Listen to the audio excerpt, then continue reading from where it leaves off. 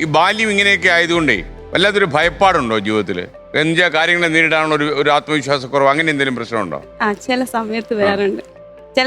ഈ counselling കാണുന്നില്ലയോ? Counselling ചെയ്യുന്നു. എവിടെ കൗൺസിൽ ചെയ്യുന്ന ആൾക്കാർ? കൗൺസിലിംഗ് ഞാൻ ആശ്രയ ചാരിറ്റബിൾ സൊസൈറ്റിയിൽ മെഡിക്കൽ സൈക്കാട്രി ആണ്. അവിടെ തന്നെ സൈക്കാട്രി പഠിച്ചിട്ടുണ്ടോ? മെഡിക്കൽ സൈക്കാട്രി, അതാണ് എന്റെ സ്പെഷ്യലൈസേഷൻ, മെഡിക്കൽ സൈക്കാട്രി ആണ്. അതെ. ഓക്കെ. അവിടെ കുട്ടികൾക്ക് കൗൺസിലിംഗ് കൊടുക്കാറുണ്ട്. അതുപോലെ സൈക്കാട്രി പ്രോബ്ലം ഉള്ള ആൾക്കാർക്ക് അവരെ നോക്കുന്നവർക്കൊക്കെ കൗൺസിലിംഗ് കൊടുക്കാറുണ്ട്. അപ്പൊ ഈ അനിയന്മാരുടെ കാര്യം എന്തായി? അനിയന്മാര് ഇപ്പം എറണാകുളത്ത് ഒരാൾ വർക്ക് ചെയ്യുന്നു, ഒരാൾ പുല്ലൂര്. അവര് +2 വരെ ആശ്രയിലുണ്ടായിരുന്നു. അതിനുശേഷം +2 കഴിയുമ്പോൾ ബോയ്സിന് അവരുടെ ഇഷ്ടത്തിന് പുറത്തുപോയി ജോലി ചെയ്യാം. അങ്ങനെ അവരവിടുന്ന് ജോലിക്കായിട്ട് പുറത്തോട്ട് പോയതാണ്. പിന്നെ അനിയന്മാര് ഭയങ്കര സ്നേഹമാണ്, കാരണം അവരില്ലെങ്കിൽ ഞാൻ ഇല്ല. ഇപ്പൊ എനിക്ക് ലൈഫ് കിട്ടിയ തന്നെ എന്നെക്കാളും സന്തോഷം അവർക്കാ.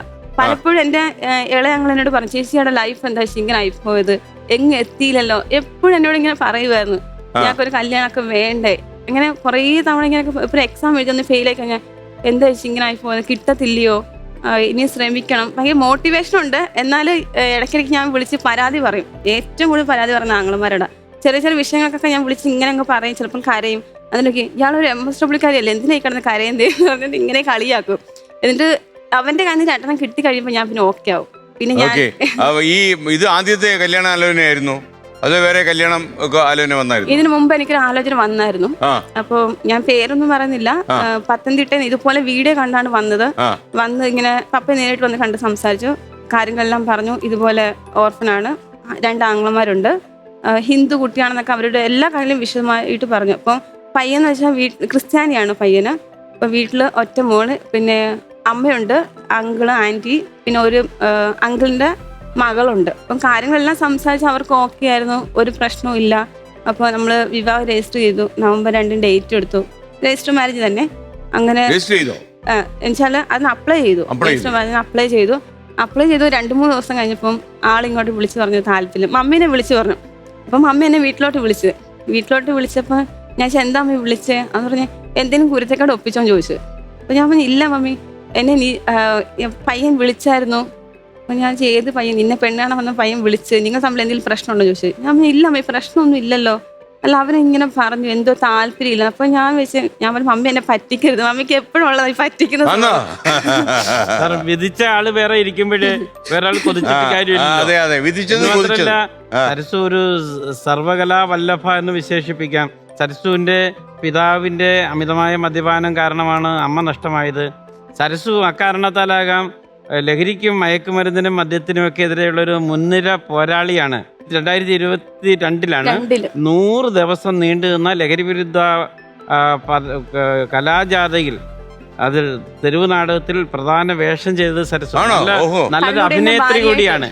കല്ലൂടിന്റെ ഭാര്യയുടെ ഒരു ലോക്കൽ ഭാര്യയായിട്ട്. അതായത് എന്റെ പേര് ശാന്ത എന്നായിരുന്നു. എന്റെ ഹസ്ബൻഡ് ഒരു 60 വയസ്സുള്ള, എന്റെ അച്ഛൻ്റെ ഒക്കെ പ്രായം കാണും. അപ്പൊ അദ്ദേഹത്തിന്റെ വൈഫായിട്ടാണ് ഞാൻ അഭിനയിച്ചത്. അപ്പം അതിൽ തന്നെ ഒരു ഫാമിലി, മദ്യപാനത്തിന് ഇരയായ ഒരു ഫാമിലിയാണ് കാണിക്കുന്നത്. അതിൽ ഞാൻ മെയിൻ വേഷമായിരുന്നു. പിന്നെ എന്റെ മകള് ഒരു കഞ്ചാവിന് അടിമപ്പെട്ട അല്ലെങ്കിൽ മദ്യപാനത്തിന് അടിമപ്പെട്ട ഒരാളുടെ വിവാഹം ചെയ്യുന്നു. അങ്ങനെ ജീവിതം നശിച്ചു പോകുന്ന, അങ്ങനെയാണ് കഥ പോകുന്നത്. കല്യാണത്തിന് താല്പര്യം. അപ്പം അത് തന്നെ മമ്മി എന്നോട് ഇങ്ങനെ ചിരിച്ചിട്ട് പറഞ്ഞേടി എന്തെങ്കിലും പ്രശ്നം. ഞാൻ പറഞ്ഞു എനിക്കറിയത്തില്ല മമ്മി. ഇങ്ങനെ വിളിച്ചു പറഞ്ഞ് എനിക്ക് താല്പര്യമില്ല. അന്നേരം ഞാൻ മമ്മി പറ്റിക്കല്ലേ, മമ്മിയുടെ ചിരി കാണുമ്പോൾ പറയാം എന്തോ കള്ളത്തിനകത്തുണ്ടത്. അന്നേരം മമ്മി ഇല്ലടി, ഇങ്ങനെ വിളിച്ചിട്ട് പറഞ്ഞു ഇന്ന് എന്തോ ഇഷ്ടപ്പെട്ടില്ല, നിങ്ങൾ തമ്മിൽ എന്തോ പ്രശ്നം. ഞാൻ പറഞ്ഞു ഇല്ല മമ്മി, ഒരു പ്രശ്നവും ഇല്ല, എല്ലാം നേരായ രീതിയിൽ തന്നെ പോയെന്ന് പറഞ്ഞു. അന്നേരം പപ്പ പറഞ്ഞു ഇങ്ങനെ അങ്ങനെയല്ലല്ലോ പറഞ്ഞത്, പയ്യനെ താല്പര്യമില്ല വിളിച്ചു പറഞ്ഞു. അന്നേരം പപ്പ പറഞ്ഞു, എന്നിട്ട് ഞാൻ പറഞ്ഞു അപ്പൊ ഞാനും കൂടി ഒന്ന് വിളിച്ച് നോക്കട്ടെ. വിളിച്ചാൽ എന്താ എനിക്ക് കാര്യം അറിയണമല്ലോ. അപ്പൊ നമ്മൾ ഒരു റീസൺ ഇല്ല നമ്മൾ എന്തായാലും വേണ്ടെന്ന് ആരും പറയത്തില്ല. അപ്പൊ എനിക്ക് എന്തായാലും വ്യക്തമായിട്ട് കാര്യം അറിയണമായിരുന്നു. അന്നേരം ഞാൻ പപ്പ ഞാനൊന്ന് വിളിച്ച് സംസാരിക്കുന്നത്. പപ്പ എന്തിനാ പോട്ടെന്ന് പപ്പ പറഞ്ഞു. അന്നേരം ഒരു പോസിറ്റീവായിട്ട് എൻ്റെ പപ്പ എനിക്ക് റിപ്ലൈ തന്നു. കാരണം എൻ്റെ മനസ്സ് മൊത്തം ഇങ്ങനെ സങ്കടത്തിൽ നിൽക്കുക. കാരണം ഞാൻ ഈ കല്യാണം എന്ന് പറയുമ്പോൾ ഏതൊരു പെൺകുട്ടിയുടെ ആഗ്രഹം. കാരണം ഞാൻ ആഗ്രഹിച്ച രീതിയിലൊരു ആലോചന വന്ന് അന്നേരം പപ്പ ഞാൻ പറഞ്ഞു പപ്പയോട്, അപ്പം ഞാൻ വിളിക്കാം പപ്പ, ഞാൻ വിളിച്ച് സംസാരിക്കാം, നമുക്ക് ഇതെൻ്റെ മുന്നോട്ട് കൊണ്ട്. കാരണം എല്ലാവരും അറിഞ്ഞു. അപ്പോൾ എനിക്ക് അതിൻ്റെ ഒരു വിഷമം എൻ്റെ ഉള്ളിൽ കിടപ്പുണ്ട്. പപ്പ പറഞ്ഞു പോട്ടെ എന്ന് പറഞ്ഞു. എന്നിട്ട് പപ്പ അയാളോട് പറഞ്ഞു ഇനി മേലെ ഈ നമ്പറിൽ വിളിക്കരുത്, ഞങ്ങൾ വേറെ ആലോചന കൊണ്ടുവരട്ടെ എന്നൊക്കെ അങ്ങനെ പറഞ്ഞപ്പം പറഞ്ഞു ഇല്ല സാർ എന്താ വെച്ചാൽ നോക്കിക്കോളാൻ പറഞ്ഞു. അന്നേരം പിന്നെ പപ്പയുടെ ഒരു തീരുമാനം അനുസരിച്ച് ഞാൻ തന്നെ അതിൽ നിന്ന് മാറുമായിരുന്നു. പിന്നെ അവർക്കും താല്പര്യമില്ല. അന്നേരം പപ്പ പറഞ്ഞു ഇതിനേക്കാൾ നല്ല പയ്യൻ വരും എന്ന് പറഞ്ഞു കേട്ടാൽ. അതിന് പിന്നെ എനിക്ക് എന്താണ് എന്റെ പപ്പയില്ലേ, ആ. അപ്പൊ നോക്കിക്കോളൂ അടിപൊളി ചെറുപ്പം ഇനിയും വരും. അതിന് ഫോണിൽ പോയിട്ട് ഞാനും വിചാരിച്ചു എന്തിനാ നമ്മൾ അങ്ങോട്ട് പോകുന്ന എന്തിനാ, ആ. എനിക്കുള്ളതാണെങ്കിൽ എന്റെ അടുത്ത് പിന്നീട് സരസ് മനസ്സിലാക്കിയോ അയാള് പോയതിന്റെ കാരണം എന്താന്ന്? കാരണം അയാൾ പറഞ്ഞത് എന്താ, അയാൾക്ക് പറ്റിയ ഒരാളല്ല ഞാനെന്നാ പറയുന്നത്. ആ.